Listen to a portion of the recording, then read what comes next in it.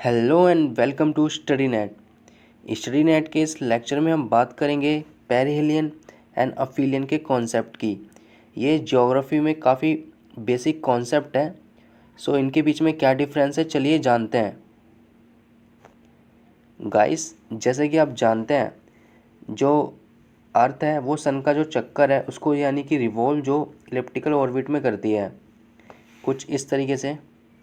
यह है elliptical orbit. अब यदि आप मानो कि ये अगर सन है और ये है अर्थ, सो इस केस में आप देखोगे कि जो अर्थ और सन के बीच में जो डिस्टेंस है वो कितना कम है, कितना लेस डिस्टेंस है। एंड अगर अभी अर्थ यहाँ पर है, सो इस केस में आप देखोगे कि अर्थ और सन के बीच में डिस्टेंस कितना मैक्सिमम है।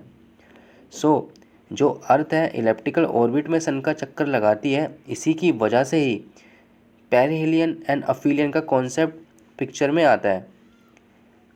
और यदि आप इमेजिन करो कि यदि हमारी अर्थ एक सर्कुलर पाथ में या एक प्रॉपर सर्कल में सन का चक्कर लगाती, सो उस केस में जो डिस्टेंस होता वो कांस्टेंट रहता। और ये जो कॉन्सेप्ट है पेरिहेलियन और अफिलियन का, वो होता ही नहीं। हालांकि ऐसा तो नहीं हो पाया। अब हम जानते हैं पेरिहेलियन एंड अफिलियन के बारे में। ये इलिप्टिकल ऑर्बिट है, ये सन एंड ये अर्थ है। यहाँ पे आप देखोगे कि यहाँ पे अर्थ है वो सन से सबसे ज़्यादा क्लोज़र है। ओके, क्लोज़र है। इस कंडीशन को कहा जाता है perihelion. Perihelion is the condition when the earth is closer to the sun. Okay, and now what is aphelion. Guys, aphelion के केस में जो अर्थ होती है वो सन से सबसे दूर होती है। ओके, सबसे फार होती है।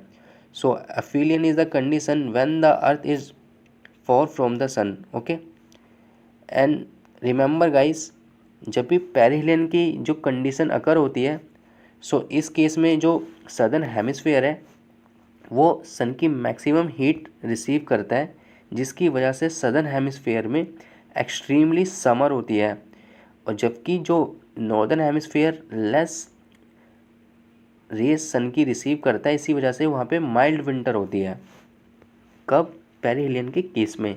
ओके, और अफिलियन के केस में क्या होता है, जो नॉर्दर्न हेमिस्फीयर है वो सन की रेज रिसीव करता है लेकिन लेस, इसी वजह से जो नॉर्दर्न हेमिस्फीयर में माइल्ड समर होती है, जबकि जो सदर्न हेमिस्फीयर है वहाँ पे एक्सट्रीमली विंटर होती है।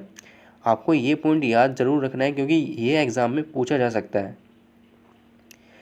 और आप इसको कैसे याद रख सकते हो। गाइस, पेरी का मतलब ही होता है नियर। ओके, नियर और अ क्लोजर। एंड हिलियन का मतलब होता है सन। एंड AP यानी F का मतलब होता है यहाँ पे फॉर यानी कि दूर, and helion means sun. Okay, guys, this was the concept about the perihelion and aphelion. Thank you.